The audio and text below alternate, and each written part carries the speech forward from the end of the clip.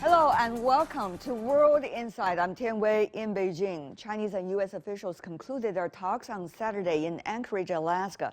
The two-day dialogue marked the first high-level face-to-face meeting between the two countries since Biden took office. U.S. Secretary of State Antony Blinken said despite the differences, there are places where interests of the two nations overlap. China acknowledged as much, commending the meeting as timely, useful, and fostering mutual understanding between the world's two largest economies.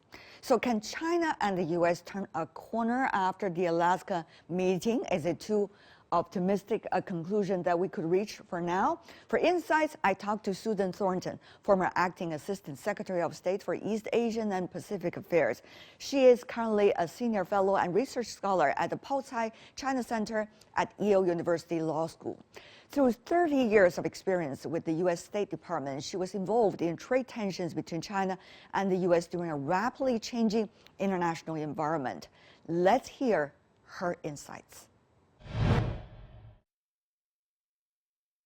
Wonderful that you shared your thoughts at the CDF during the weekend. Now I want to build upon what you said earlier then about China-U.S. relations.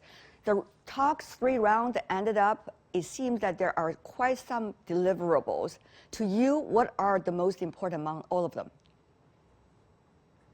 Well, I think the fact that the meeting happened and that they had several rounds of private talks is the most important thing, because we've really got to get back to the habit of communicating it between diplomats and talk through all of the issues that we have between the U.S. and China.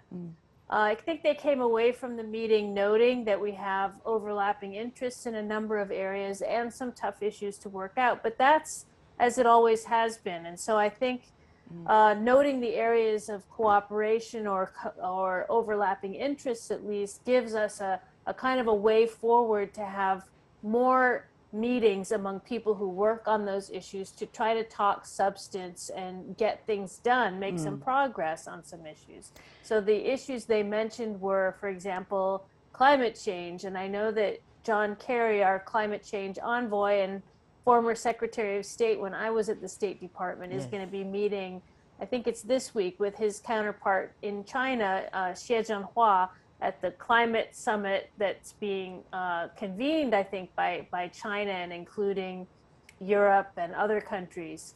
And so I think that's a good start. Of course, then in April, we'll have the climate summit in Washington, which will continue that. But there are other issues, communication between consulates and embassies, discussions about visas, issues with regional hotspots that we can work on. And I hope that we can do this despite the difficult atmosphere. It seems that there are quite some diplomacy shuffling over the past few days, and it's still going on. With the U.S. side, quite busy with the allies, for example, going to NATO meeting, going to the EU summit, and the Chinese side inviting the Russian foreign minister coming to China. So, and of course, an exchange of remarks and greetings between the Chinese president and the DPRK leader. All of these are interesting development. So are these on the surface gestures, or are these meaning the real fundamental changes that we're seeing between China and the United States? I think that there's an awful lot of public posturing going on, which is, I think, quite natural for this kind of dramatic sort of change in the political environment in the United States. Of course, under President Trump, a lot of allies felt bruised and neglected, maybe not reassured. So certainly the Biden administration has said it needs to repair all those relationships, and it's setting about doing that. But I think the public signaling is a lot of what we're seeing, and countries are trying to show that, they have friends that they don't really, take to heart, signaling from other sides. And so it's a lot in the public domain that is getting exaggerated, I think, and hyped up. And I think sometimes for diplomats, at least for me, it's not necessarily conducive to progress in those behind the closed door conversations. Of course, we saw that during the 3 rounds of conversations. The first round, fiery debates in front of the camera. I wish they could come to my show, by the way, to do that. That would be a big boosting to the program. Ratings. Yes. Or the public TV in the U.S., that would be nice too. But anyway, in the closed-door meetings, they did discuss a lot. But many wonder, with the first session, whether the United States, with this administration, is just chose to have a different angle of being antagonistic against China compared to the early administration, rather than changing the nature of the relationship compared to the early administration. Susan. Yeah, I think it's too early to make these kinds of judgments, to be honest. I think the Biden administration is dealing with a complicated mix of challenges right now. Certainly, they still don't really have their government in place yet. They have a lot of nominees that need to get into their positions. They have a lot of domestic challenges, and COVID-19 is priority number 1, 2, and 3 right now in the United States. And so, between these, factors, and then also the political environment is quite difficult, and it gives a very narrow space for maneuver on a lot of issues, not just China. You see how the Biden administration is, kind of walking a very fine line on things like Iran, on issues like Afghanistan, and can we withdraw by May 1st? There are a lot of issues where they probably have a preference, but they feel that they are hemmed in a bit by the opposition. And so I think that we see that also in the case of China. And I think that the Biden team needs to feel that out a little bit more, think about a strategy for how to get done what they think they need to get done within that environment, and see what space they have there. It's going to take some time with the approach to China, but I think that the first meeting was a good start for at least restoring some communication channels. And how do you see near term the relationship is going? Of course, as you said, being empathetic about where U.S. is today politically. As you may know, Premier Zhou Enlai said decades ago, action speaks louder than words. That's also what the Chinese want to see. So how is the possibility of preliminary level even of trust between the Biden administration and the current government in China? Susan, how do you see that? Yeah, one of the things that makes me a little bit worried is there seems to be a bit of a standoff going on where China believes that the Biden administration has to take some actions first to show its intentions to change the relationship for the better. And the Biden administration seems to be looking at China and thinking that China needs to make some moves, some concessions to show that it wants to move forward with the Biden administration, and to give the Biden administration a little bit of political space, because it's coming off of the Trump years, which have very much sort of hemmed it in. This is really unfortunate and pretty tricky, I think, especially because the trust level between the U.S. and China has deteriorated so badly in the wake of the COVID-19, mutual recriminations, and all of that. So I think it will be tough to have just sort of a flurry of mutual actions that could really turn the relationship around quickly. I don't think that's going to happen. But I hope we can.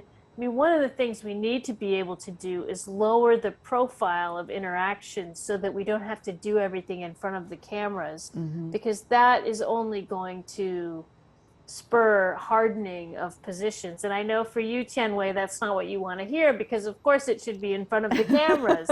But no, we have to do diplomacy in private. That's how you make progress. One of the things that has been mentioned in the first round is a very interesting phrase from the U.S. side. Secretary Blinken mentioned from the point of strength.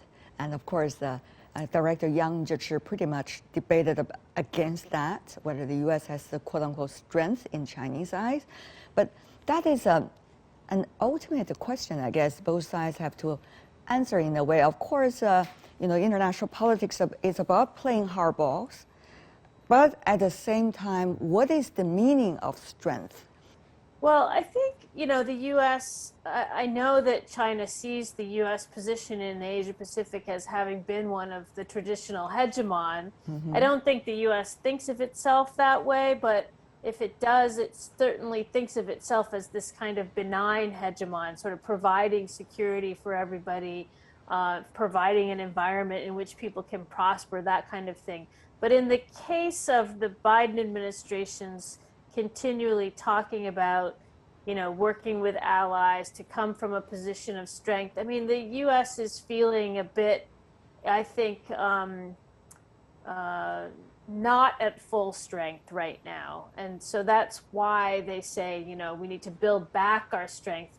I thought the best comment I've heard in a long time from Chinese officials about all this is, the U.S. needs to do its things well at home, and China needs to take care of itself at home. And if we both do our own domestic governance well, that will help a lot with the bilateral relationship between the U.S. and China. And I think that's right. It's a matter of kind of prioritization, not seeing everything that the other one does as some kind of a threatening gesture toward yourself, but really kind of turning it around and working on yourself first. There's a lot of psychological and communication issues going on in the relationship right now, which is just making things more difficult. It is making things very difficult, especially with COVID-19. People could hardly travel, talk to each other often, face to face.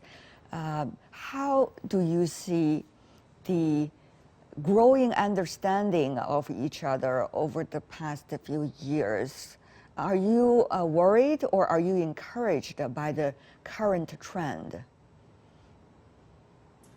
I don't think that understanding of each other has been really improving very much. It has a lot to do with the over politicization of the relationship and the sort of caricature media narratives. I think we do need to do some work on media narratives, need to do some work on educating the public more about, not just about China, but about, how complicated diplomacy is with other countries, never mind China. I mean, there are a lot of challenges out there in the world, and we need to have a national strategy that can prioritize dealing with these challenges.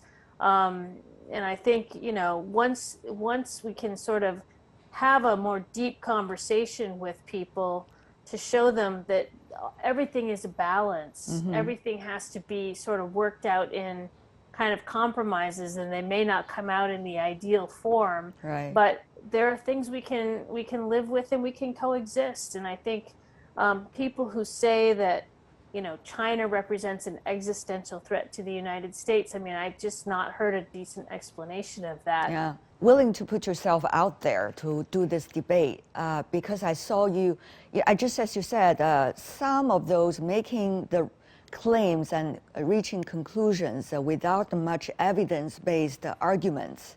I just wonder how, as a woman, as a former diplomat, you have this courage. Now, I'm not saying you're doing things for China's interests or for U.S. interests. I'm just saying, personally, this is to me quite an amazing thing.